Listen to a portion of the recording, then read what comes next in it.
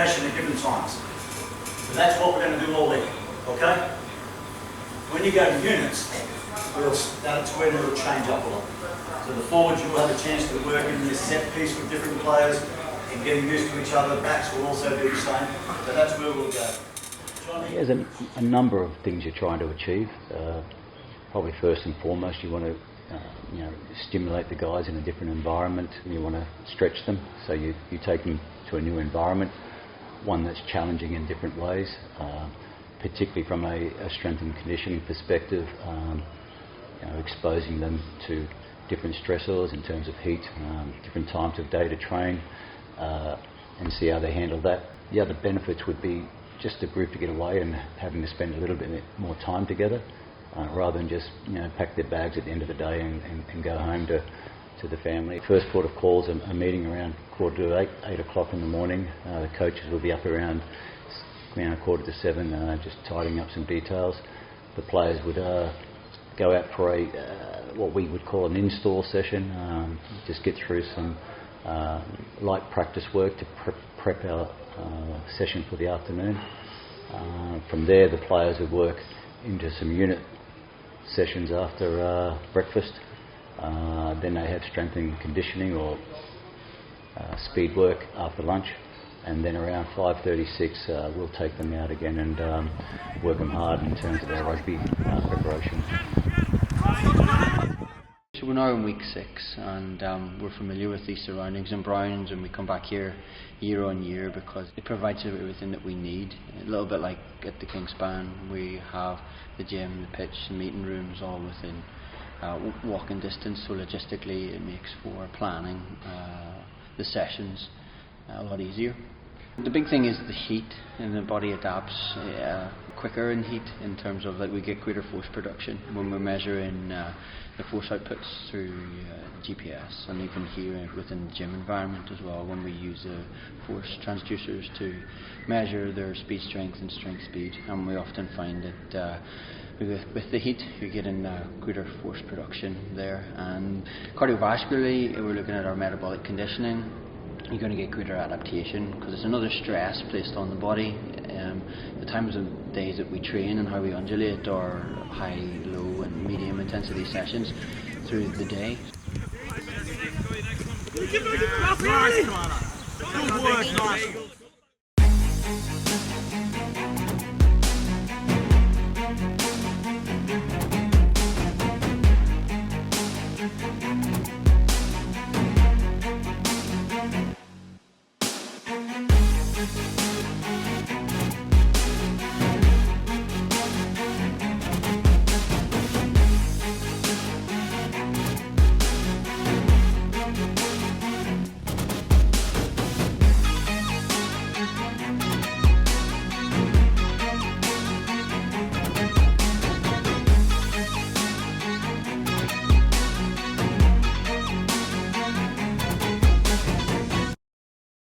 This is only the second week in for me, so it was good to get that first week out of the way, get those sort of muscle soreness out of the way, and it's nice to jet off so quickly to Browns here and train in a bit of sunshine. I remember coming out here in 2010 and getting called up late. I think Trimby had to get surgery on his finger, and I was called up as a 19-year-old, and I was delighted to be called and get to mix in with the senior squad. And it really ups the ante in terms of conditioning and the stress load that we have to deal with in this heat. And I think it's important to get out of your comfort zone and maybe bond with guys you weren't so close with before, and I get to meet the new guys and take a lot from this week. I think not only the heat but the volume of work.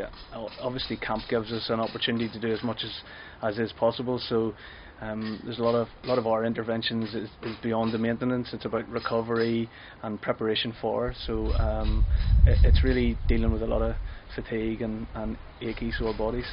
We have been able to source some masseurs here, and they're in on 4 of the days, so we're well provided for. The players have everything that they need.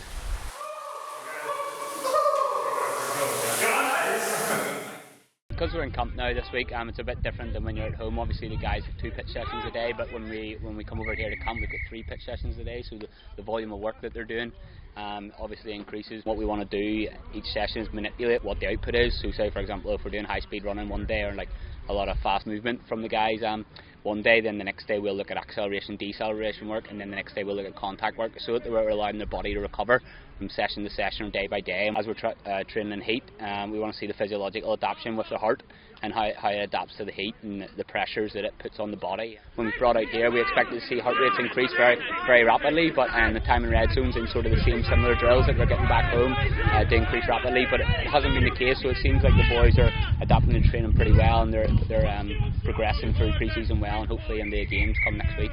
It's been pretty tough so far. The boys are working hard.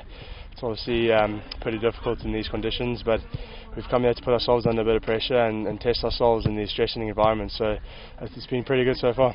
It's definitely, there's a good buzz around the squad this year, and boys are working really hard for each other, and you can really feel the energy on the pitch.